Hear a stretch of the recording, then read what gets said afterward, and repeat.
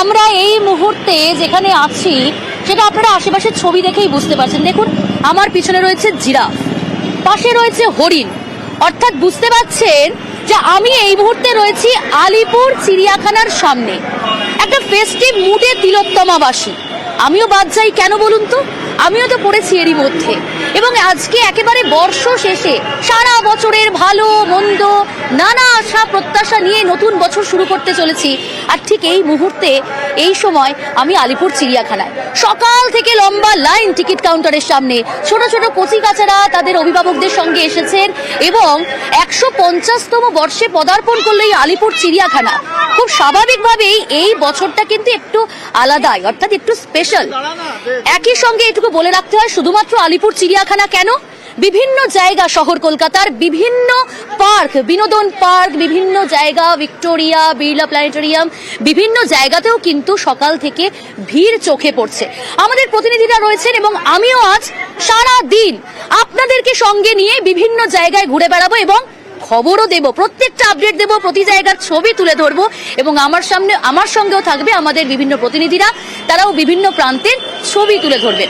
তবে এই মুহূর্তে যেমনটা বলছিলাম, লম্বা লাইন করে কিন্তু ইতিমধ্যেই আলিপুর চিড়িয়াখানায় একে একে অনেকেই প্রবেশ করেছেন, কারণ সকাল 9টা থেকে শুরু হয়েছে এই প্রবেশ এবং বিকেল 5টা পর্যন্ত থাকবে।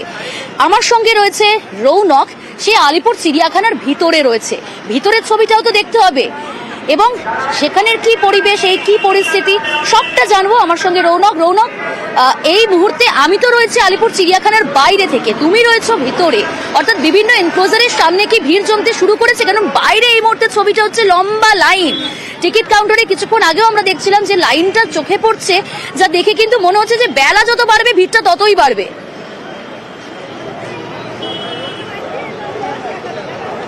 দেখো, একেবারেই তুমি বাইরে যে ভিড়টা দেখতে পাচ্ছ সম্প্রতি সেইভাবেই কিন্তু মানুষ ধীরে ধীরে প্রবেশ করছে। কিছুক্ষণ আগেই চিড়িয়াখানায় প্রবেশের দ্বার খুলেছে এবং প্রচুর মানুষ কিন্তু ইতিমধ্যে আসাও শুরু করেছে।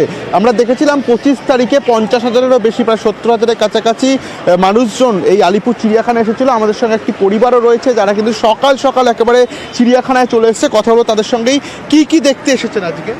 আজকে আমরা প্রতি বছরই আসি চিড়িয়াখানায়।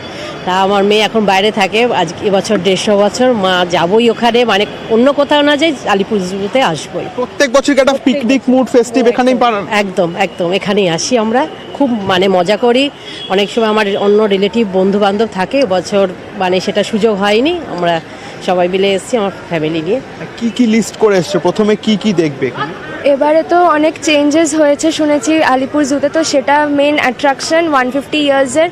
তো everything including tiger, lion, gorilla, chimpanzee, hippopotamus সব কিছুই একটা খুব স্পেশাল অ্যাট্রাকশন হিসাবে থাকে। সো সেটা দেখার জন্য খুবই এক্সাইটেড আছে। দেখো, একেবারেই যেটা তোমায় জানালাম যে মানুষ আসতে শুরু করেছে এবং যত বেলা গড়াবে আলিপুর চিড়িয়াখানায় কিন্তু ভিড়ও বাড়বে এবং 155 বছরে পড়েছে আলিপুর চিড়িয়াখানা। সেক্ষেত্রে কিন্তু একটা অন্যরকম তারা দৃষ্টান্ত স্থাপন করেছে যে ভেতরে মানুষ থাকবে এবং বাইরে উন্মুক্ত আকাশে পাখিরা থাকবে।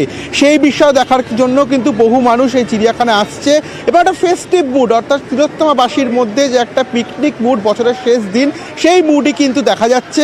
যত বেলা গড়াবে ততই কিন্তু এই চিড়িয়াখানার ভিড় ধীরে ধীরে বাড়তে শুরু করবে। প্রিয়াঙ্কা।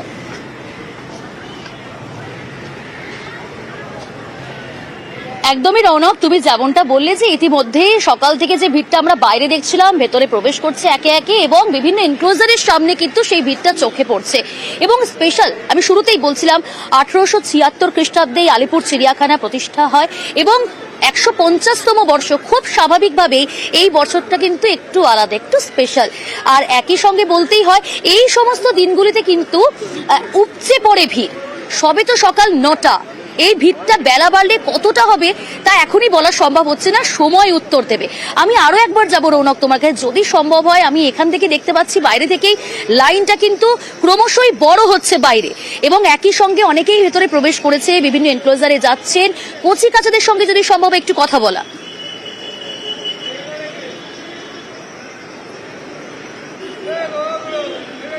কোথা থেকে এসেছো? কি দেখবে আজকে? পশু পাখি। এটা বাঘ দেখবে? কি বাঘ? হ্যাঁ, প্রত্যেক বছর আসা হয় এখানে? না, বুলোতে কি বাঘ দেখতে এসেছো? হ্যাঁ। দেখতে পাচ্ছ খুদেরাও আসছে এখানে, অর্থাৎ সবার কিন্তু যে একটা আকর্ষণ, প্রাথমিক আকর্ষণ সেটা হলো বাঘ, এবং সেই বাঘ দেখতেই কিন্তু বিভিন্ন জায়গা, জেলার বিভিন্ন প্রান্ত থেকে আসছে, রানাঘাট থেকে কেউ আসছে, বহু মানুষ কিন্তু যত সময় গড়াচ্ছে এই আলিপুর চিড়িয়াখানায় তারা আসছে। আমরা একবার কথা বলে তার সেই কি দেখতে এসছো? রাইনো একদমই রৌনক, বাঘ দেখতে শুধু বাঘ কেন, এই আলিপুর চিড়িয়াখানায় আরো অনেক কিছু দেখা রয়েছে, 1200-র বেশি পশু পাখি রয়েছে এবং তাদেরকে দেখার জন্যই তো দূর দূরান্ত থেকে ছোট ছোট কচি কাচাদের সঙ্গে তাদের অভিভাবকরা এসেছেন এবং আজ সারা দিন তারা খুব এনজয় করবেন, কারণ একেবারে বর্ষ শেষ। আবারও বলছি, নতুন আশা প্রত্যাশা নিয়ে একটা নতুন বছর শুরু, ঠিক তার প্রাক্কালে ফেস্টিভ মোডে একেবারে তিলোত্তমাবাসী। আমি তো এই মুহূর্তে আলিপুর চিড়িয়াখানার ছবিটা দেখাচ্ছি, একই সঙ্গে একটু ভিক্টোরিয়ায় চলে যাই, কারণ ভিক্টোরিয়াতে রয়েছে আমার আর এক সহকর্মী সুস্মিতা। ভিক্টোরিয়াতেও সকাল থেকে কিন্তু একটা ভিড় চোখে পড়ছিল, এবং এই মুহূর্তে তুমি রয়েছো ভিক্টোরিয়ায়, সেখানের আবহাওয়াটা ঠিক কি, কতটা এনজয় করছে সেখানে এসে মানুষজন?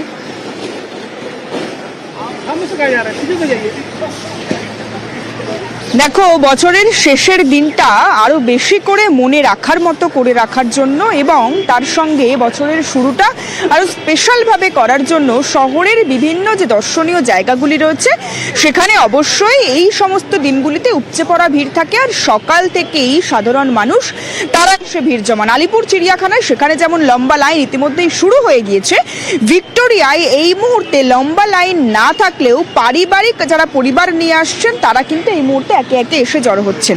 ছবিটা একবার দেখাবো, ভিক্টোরিয়ার সামনে এই মুহূর্তে একেবারে সকাল হতে না হতেই কচি কাঁচা তারা এসে জড়ো হচ্ছেন, তার সঙ্গে অবশ্যই তারা চাইছেন ভিক্টোরিয়া ঘুরে দেখতে। এবং একটু কথা বলার চেষ্টা করব, ভিক্টোরিয়ায় এসেছো এবং তার সঙ্গে তারা ঘুরে দেখার অবশ্যই চেষ্টা করছেন, কথা বলবো একবার সরাসরি। ভিক্টোরিয়া এসেছেন এত সকালে কেন, ভিড় এড়ানোর জন্য? অবশ্যই ভিড় এড়ানোর জন্য, আমরা তো পশ্চিম মেদিনীপুর থেকে এসেছি, আমাদের দেখার খুব ইচ্ছে, তাই আমরা ভিড় এড়ানোর জন্যই তাড়াতাড়ি চলে এসেছি। সকালবেলা কখন বাড়ি থেকে বেরিয়েছো? সকালে বেরিয়ে 4:30টায়। ভিক্টোরিয়া ভালো লাগছে দেখতে? হ্যাঁ। আর সারাদিন কি দেখবে? আর বিড়লা তারামণ্ডল দেখবো, তারপর জাদুঘরটা দেখবো, আর মেট্রোয় চাপবো।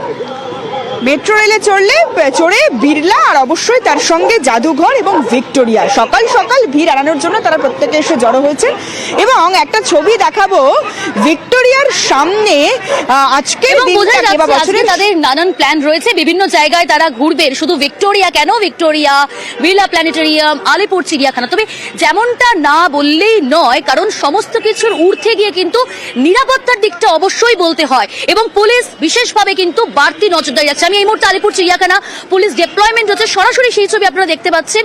কোন রকম কোনো অপ্রীতিকর ঘটনা যাতে বর্ষ শেষে এবং বর্ষবরণে না হয়ে থাকে তার জন্য বাড়তি সতর্ক কিন্তু পুলিশ। একেবারে সকাল থেকে তারা সেইভাবে নজরদারি রাখছে, সিসি ক্যামেরায় নজরদারি রাখানো হচ্ছে, ড্রোনের মাধ্যমে নজরদারি রাখা হচ্ছে।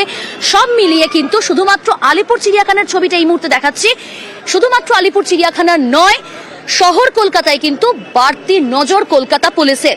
আরো আপনাদের বিস্তারিত জানাবো, সান্নিক রয়েছে আমার সঙ্গে। সান্নিক, বর্ষবরণে এবং বর্ষ শেষে বাড়তি সতর্ক, বাড়তি নজর কলকাতা পুলিশের, কি কি ব্যবস্থাপনা রাখা হয়েছে কলকাতা পুলিশের তরফ থেকে? দেখো, মধ্য কলকাতায় আজকে যেহেতু প্রচুর মানুষের সমাগম হয়, তাই এই দিকটাতে কিন্তু কলকাতা পুলিশের তরফে আলাদাভাবে অ্যারেঞ্জমেন্ট করা হয়েছে।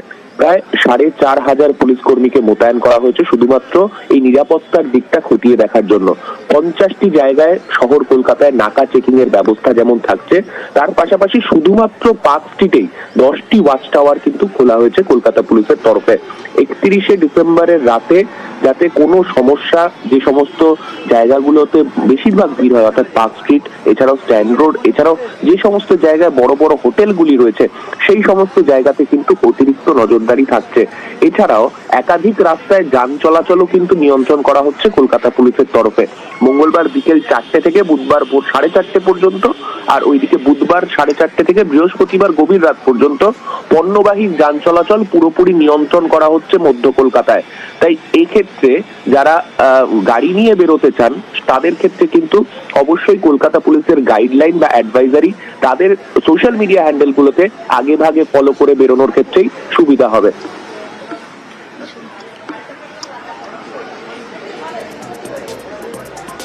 একেবারেই তাই।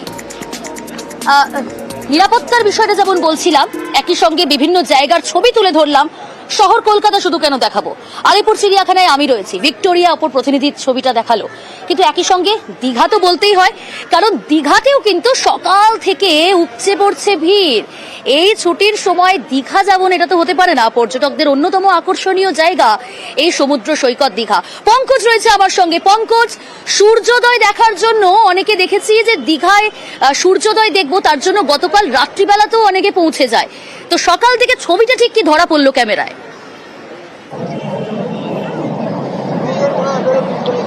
দেখো প্রিয়াঙ্কা, একেবারে বছরের শেষ, যেখানে সূর্য উদয় দেখার জন্য কিন্তু সৈকত সরণি দীঘাতে কিন্তু পর্যটকের ঢল। তুমি জানো যে আর কয়েক ঘন্টার পরেই কিন্তু যেখানে নতুন বর্ষ, যেখানে 2024কে বিদায় জানিয়ে 2025কে স্বাগত জানাবে, সেক্ষেত্রে পর্যটকেরা কিন্তু গতকাল থেকে কিন্তু এসেছে ইতিমধ্যে, যেখানে সমুদ্র সৈকত জুড়ে এবং যেখানে পর্যটক মন্দারমণি শঙ্করপুর জুড়ে কিন্তু যথেষ্ট পর্যটক রয়েছে। সেক্ষেত্রে পর্যটকের যেখানে পরিবার এবং পরিজনদের নিয়ে কিন্তু ভিড় জমেছে সকাল থেকে সূর্য উদয় দেখার জন্য। সেই সূর্য উদয় দেখার পাশাপাশি এবং সমুদ্রের জলে কিন্তু তারা পা ভেজাতেও ব্যস্ত। একেবারে পরিবারকে সাক্ষী, যেখানে পরিবার পরিজনদের নিয়ে একেবারে বছরের শেষ এবং বছরের শুরুটা কিন্তু সমুদ্রকে সাক্ষী রেখে তারা শুরু করতে চাইছেন পর্যটকেরা। সেক্ষেত্রে উপচে পড়া ভিড় পর্যটকদের, যেখানে জেলা থেকে ভিন জেলা থেকে আসা পর্যটকরা এবং যেখানে ঝাউ জঙ্গলগুলো রয়েছে, তারাও বছরের শেষে কিন্তু তারা পিকনিক মুড, যেখানে পিকনিক করাতেও ব্যস্ত রয়েছে পর্যটকরা। একেবারে সব মিলিয়ে পর্যটক দীঘা সৈকত সরণি দীঘায় যে সমস্ত আসা পর্যটকরা, তারা একেবারে সমুদ্রকে সাক্ষী রেখেই একেবারে বছরের শেষ এবং বছরের শুরু তারা কিন্তু শুরু করতে চাইছেন একেবারে সৈকত সরণি দীঘায়। এবং রাতে যেখানে সৈকত সরণি দীঘায় বিভিন্ন হোটেলগুলিতে কিন্তু বর্ষবরণ অনুষ্ঠান শুরু হবে, তার কিন্তু ইতিমধ্যে প্রস্তুতি শুরু হয়ে গেছে সৈকত সরণি দীঘায়। প্রিয়াঙ্কা, একেবারেই পঙ্কজ, অর্থাৎ বোঝাই যাচ্ছে যে দীঘাতেও কিন্তু সকাল থেকে সেখানে দর্শনার্থীদের কার্যত ঢল এবং উপচে পড়ছে ভিড় সূর্যোদয় দেখার জন্য। অনেকেই ভোর থেকেই দীঘায় পৌঁছে গিয়েছেন, যদিও সূর্যের দেখা কিন্তু একটু দেরিতেই মিলেছে।